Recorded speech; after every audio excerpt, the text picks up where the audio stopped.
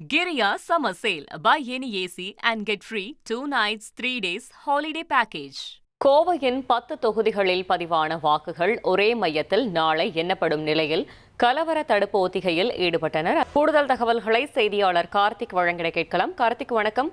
வாக்கு எண்ணிக்கையை முன்னிட்டு கோவையில் என்னென்ன பாதுகாப்பு ஏற்பாடுகள் செய்யப்பட்டிருக்கிறது? கள தகவல்களை சொல்லுங்க.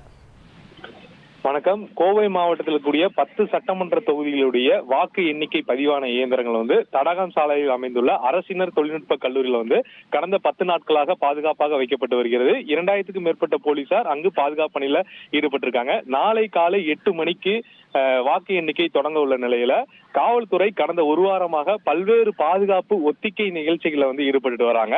அதன் ஒரு பகுதியாக தான் பாத்தீங்கன்னா ஆயுதப்படை காவலர்களுக்கு சிறப்பு பயிற்சி, அதாவது கலவரங்கள் மற்றும் பதட்டமான சூழல்ல எப்படி செயல்பட வேண்டும் என்பதற்கான பயிற்சிகள் வழங்கப்பட்டு வருகிறது. வழக்கமாக தேர்தல் நன்னடத்தை விதிகள் அமலில் இருக்கும்போது இது போன்ற ஒத்திகைகள் காவல்துறை பெரிதளவில் ஈடுபட மாட்டாங்க.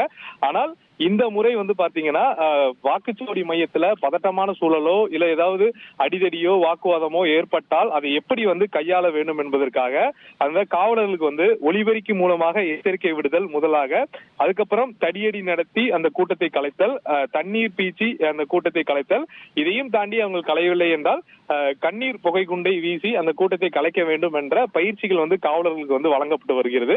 அந்த வீடியோ காட்சிகளை மாநகர காவல்துறை அந்த அவர்களுடைய சம்பந்தப்பட்ட சமூக வலைதள பக்கங்கள்ல வெளியிட்டு இருக்காங்க. நாளை மட்டும் கோவை மாவட்டத்தில் பாத்தீங்கன்னா குறிப்பா அந்த வாக்கு எண்ணிக்கை நடைபெறும் பக்கம் ரெட் ஜோனாக அறிவிக்கப்பட்டு 3000க்கும் மேற்பட்ட போலீசார் பாதுகாப்பு பணியில் அமர்த்தப்பட்டிருக்காங்க.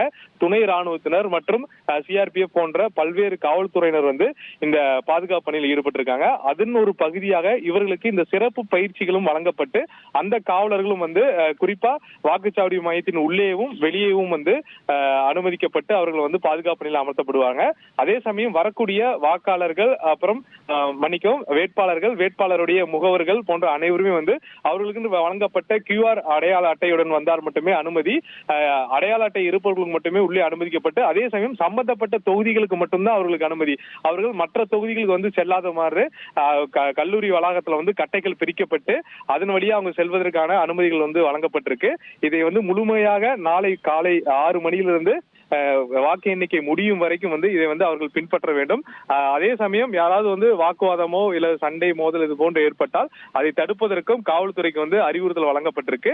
தொடர்ச்சியாக பாதுகாப்பு பணிகள் தீவிரப்படுத்தியிருப்பதாக மாநகர மற்றும் மாவட்ட காவல்துறையினர் தகவல் தெரிவிச்சிருக்காங்க. தகவல்களுக்கு நன்றி Karthik. Giriya Summer Sale. Buy any AC and get free 2 nights, 3 days holiday package.